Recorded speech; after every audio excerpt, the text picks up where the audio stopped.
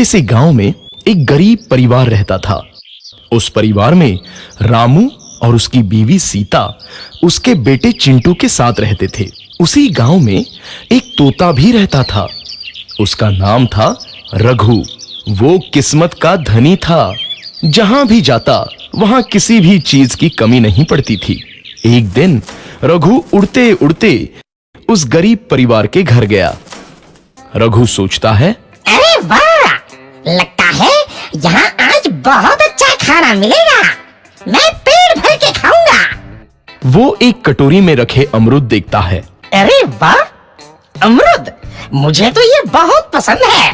मैं तो इसे पेट भर के खाऊंगा। रघु तोता अमरूद खाने ही लगता है।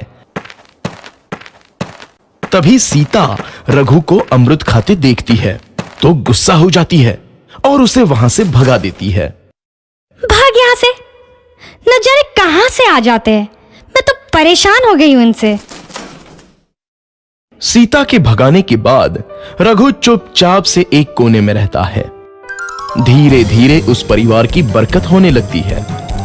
एक दिन रामू और सीता खाना खाते वक्त बातें करते हैं। आजकल हमारी बहुत तरक्की हो रही है, काम भी अच्छा चल रहा है। रामू कहता है। इस पर सीता कहती है, सच कहा, भगवान हमेशा ऐसे ही हम पर मेहरबान रहे। बेटा चिंटू भी कहता है, पिताजी मुझे खिलौना लेके दो ना, मेरे सभी दोस्तों के पास है। रामू कहता है, ठीक है, जरूर लाऊंगा।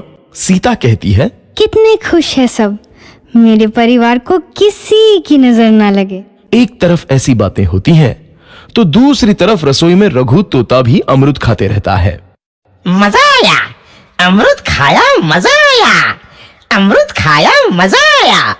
तभी सीता रसोई में आती है और रघु तोते को अमरूद खाते देख बहुत गुस्सा होती है।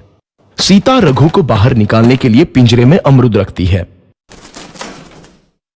रघु जब अमरूद खाने लगता है तो पिंजरे का दरवाजा बंद हो जाता है और वो उसमें फंस जाता है।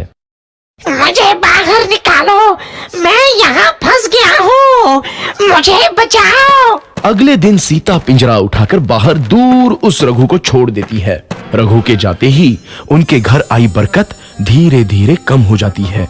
उन्हें बहुत घाटा होता है। सीता कहती है, ये क्या हो रहा है, अचानक इतना कैसे बदल गया?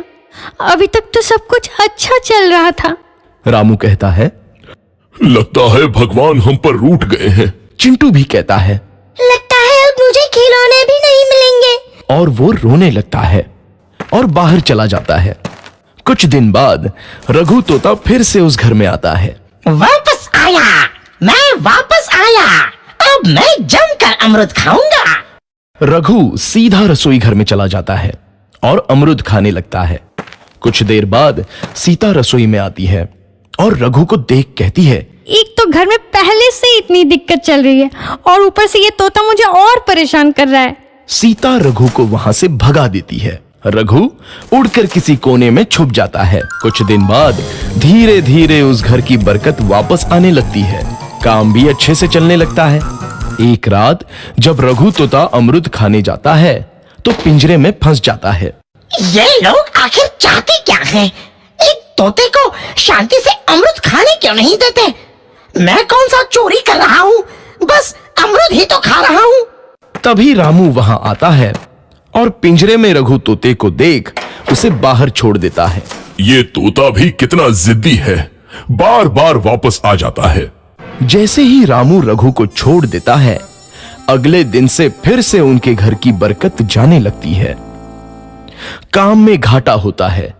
किसी को समझ नहीं आ रहा था कि ऐसा क्यों हो रहा है। रघु तोता घर आता है तो अचानक बरकत आती है और जब रघु तोता को बाहर निकालते हैं तो बरकत चली जाती है। एक दिन सीता रघु तोते के घर आने और बाहर जाने की स्थिति पर नजर रखती है। ये तोता जब भी घर आता है तो घर में बरकत आती है और जैसे ही ये घर से बाहर जाता है तो उसी के साथ बरकत भी चली जाती है। कहीं ये जादुई तोता तो नहीं है? अगली बार जब ये तोता घर आएगा तो मैं इसे कहीं नहीं जाने दूंगी। सीता रघु का बहुत इंतजार करती है लेकिन रघु तोता दोबारा उस घर में कभी नहीं आता।